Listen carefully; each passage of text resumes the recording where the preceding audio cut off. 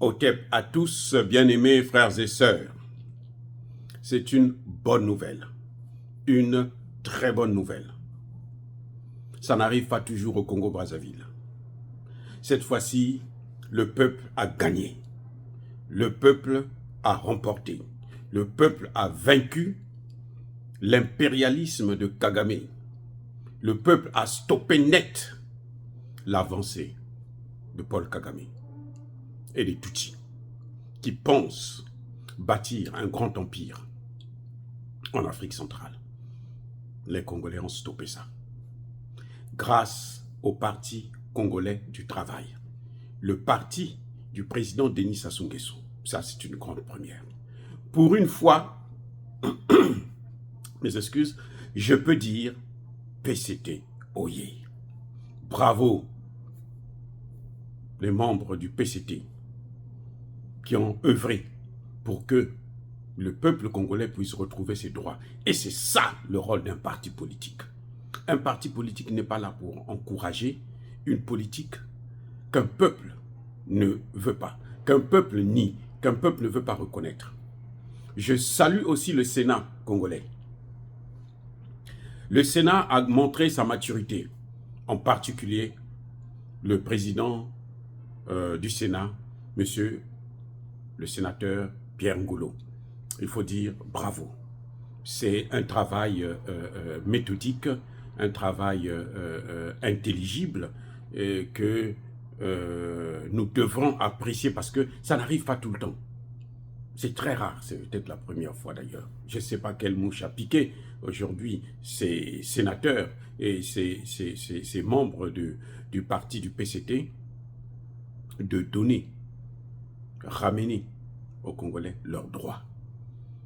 Les Congolais ne sont que dans leurs droits de revendiquer les terres qui leur appartiennent, les terres de leurs ancêtres, de dire non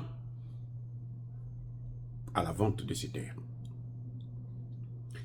Donc, nous espérons que le gouvernement devrait maintenant prendre la mesure de ses responsabilités, qui devrait être maintenant plus sage, pour ne pas aller signer des accords qui n'ont ni tête ni queue.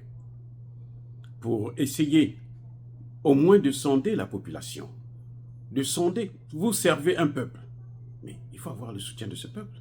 Quand vous n'avez pas le soutien d'un peuple, vous ne pouvez pas gagner l'impérialisme. Parce que ça, c'est la plus grande bataille que nous avons à mener. Il y a une remarque que j'aimerais bien faire concernant cette affaire de la vente des terres. C'est une remarque très pertinente. Et j'aimerais justement féliciter le peuple congolais qui a montré pour une fois son unité. Les populations congolaises du nord au sud, cette fois étaient unanimes sur la même longueur d'onde. Que c'est beau à voir. Que c'est beau à voir des frères et sœurs qui appartiennent à un même pays et qui s'entendent comme ça. C'est-à-dire que c'est peut-être l'aspect positif de cette erreur du gouvernement congolais. C'est l'aspect positif. Parce qu'ils ont ramené les Congolais à comprendre que nous sommes forts quand nous sommes unis. Je répète, nous sommes forts quand nous sommes unis. On n'a pas vu un clivage entre les Congolais. On ne pouvait plus savoir qui est du nord, qui est du sud. On a parlé, les Congolais ont parlé le même langage. C'est ça qui est très important. J'allais reconnaître aussi l'hypocrisie des Congolais. En fait, vous vous entendez bien, mais pourquoi parfois vous nous montrez un sale visage?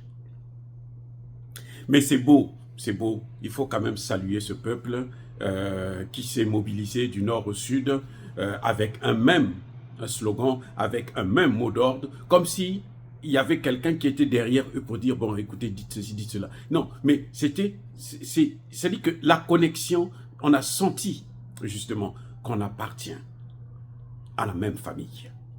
Et ça, c'est formidable. C'est vraiment appréciable. Alors, pourquoi je trouve que c'est beau? Parce que le monde de demain, c'est le monde de grands ensembles. Et oui, l'Afrique de demain, c'est l'Afrique de grands ensembles. C'est-à-dire qu'un pays ne peut pas vivre en autarcie. Un pays ne peut pas se dire « moi je suis mieux que les autres, moi je peux vivre sans les autres ». Donc, nous allons vers les États-Unis d'Afrique noire. Ça a déjà commencé dans le Sahel, avec le Mali, le Burkina et le Niger. Vous savez qu'ils sont en train de mettre en place les structures pour avancer dans ce domaine. Ce qui devrait se faire, en fait, en Afrique centrale, entre le Congo-Brazzaville, le Congo-Kinshasa et l'Angola. C'est là que ça devrait commencer, en fait. Ce n'est pas dans le Sahel, c'est chez nous là que ça devrait commencer. Surtout entre les deux Congos. Parce que les cultures sont tellement les mêmes qu'on ne peut pas continuer à être séparés. Il faut qu'on soit dans un vaste ensemble. Mais dans cet ensemble-là, des États qui se réunissent, ce sont les populations qui s'entendent dans un pays qui peuvent être forts et avoir une place importante dans cette réunification, dans cette fédération, dans ces États-Unis d'Afrique noire. C'est là, c'est ça le vrai message. On ne peut pas aller, le Congo rentre dans un monde multipolaire et puis le Congo est divisé en 2, en 3, en 4 parties. Ça n'a aucun sens. Et les Rwandais, les Tutsis, Rwandais, maintenant, on ne pourra plus jamais parler des Tutsis congolais de Brazzaville. Non. Maintenant, les Tutsis sont au Rwanda. Et ils n'ont qu'à rester là-bas avec leur discrimination. Ils ne s'entendent même pas avec les Hutus. Ils sont du même pays. Ils ne s'entendent pas. Ce n'est pas avec les Congolais de Brazzaville qu'ils vont s'entendre. Donc, c'est très important. J'espère que les Congolais vont garder cette même ligne de conduite où on pense de la même façon et on avance ensemble pour le bonheur de tous. C'est le plus grand message que les points clés que j'ai pu constater. Cette fois-ci, un parti politique. Le Sénat a failli. L'Église catholique, oh là là, oh là là, oh là là, oh là là. Je ne veux rien dire là-dessus parce que là, c'est la catastrophe. Mais, en tout cas, le Sénat a montré que ce sont des gens responsables.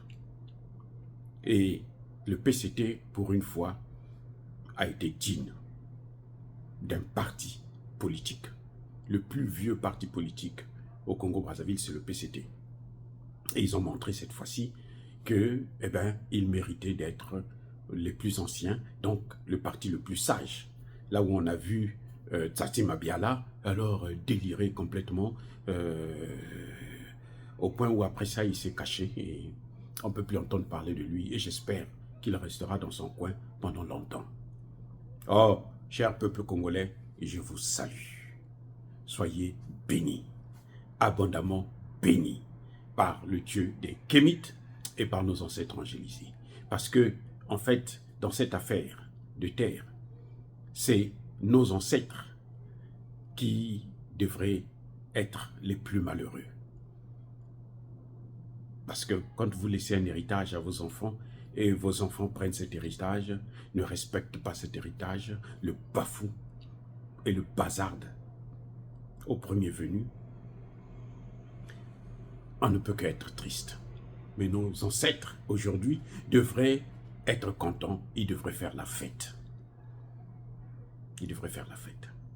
Bravo encore, une fois de plus, pour ce peuple déterminé, résilient, courageux, qui a pris ses responsabilités en temps difficile pour s'unir et regarder du même côté.